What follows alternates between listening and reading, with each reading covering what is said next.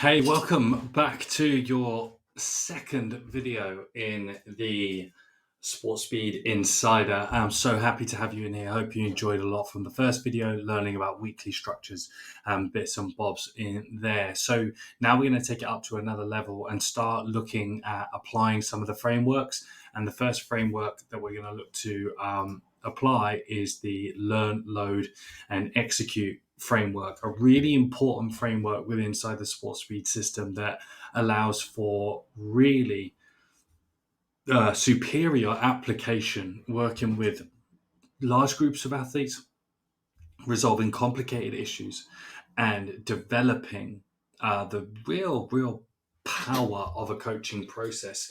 Now, the Learn, Load, Execute model is founded in fundamental motor programming and motor control research. And what's so unique about this model is that what we are trying to do is compound the cognitive stages of learning, the associative stage of learning, and stress test the autonomous phases of motor learning, all at the same time, multiple times in a workout. So what we're constantly getting is a test retest process, which for us as coaches is really important. And we're going to look how to apply that to acceleration today. And we're going to apply it into a level of starting at ground zero, of working with step zero.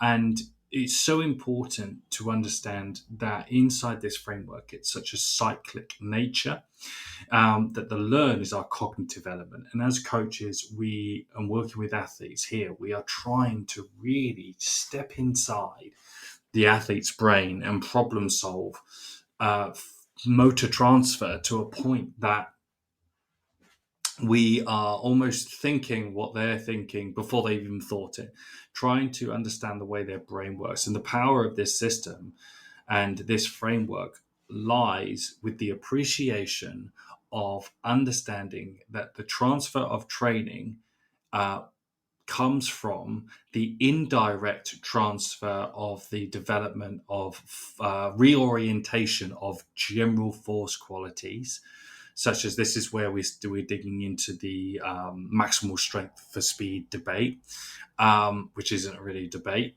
as we both know, and then the actual specific motor control of specialized and specific exercises. So we're constantly balancing the relationship. Why I get such great results with my athletes, because I understand that they have a pre-existing level of biomotor output that we can just tap into and reorientate.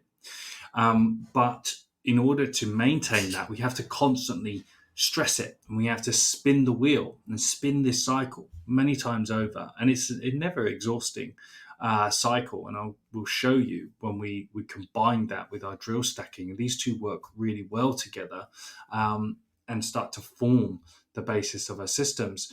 And so with that, we are tasking our athletes to learn.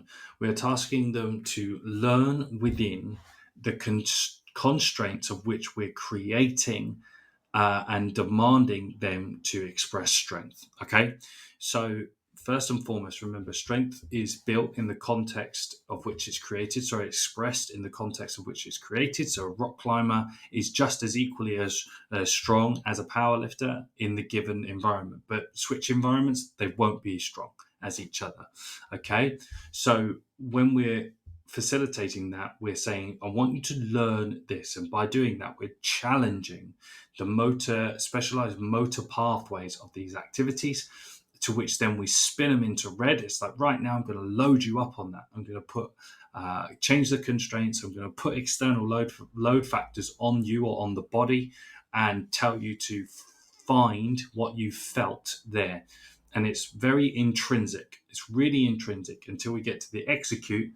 So then it's like, now we're saying to the athlete, learn it.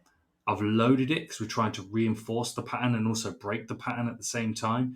And then now show me what you can do. Can you use that? Have you been able to use that? Largely a potentiation effect and an acute effect, but something that we can compound over, and then we spin it again. So if you really wanted to structure this, you could do it as a tricep.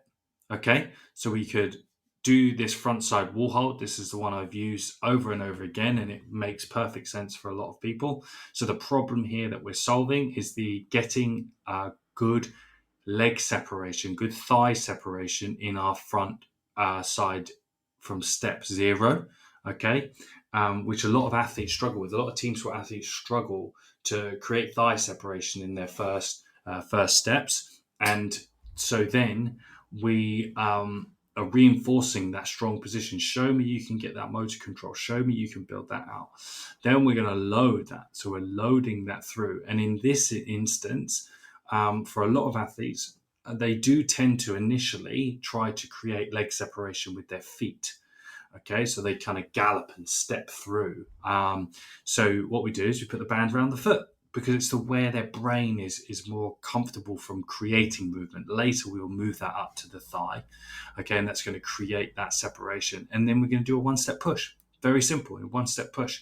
And with this, we're going to use the potentiation effect of the front side chain to get the athlete moving forward. Very simply. Okay, and then we will rep this over and over again. So you could do it as a tricep. You could do these two as a superset. So you could learn, load, learn and load, learn and load, and then bang, execute as you finish. But you could also do it with a large group of athletes. So everyone goes to learn, they come back out. Everyone goes to load, they come back out. Everyone goes to execute, or they can work on a carousel. And I've used this with 50 athletes at one time, and it works really, really well. But the power of it is when you start to appreciate the nuance with inside the drill stacking system. So we've only worked there. With that first example, we're looking at really step 0 for early acceleration.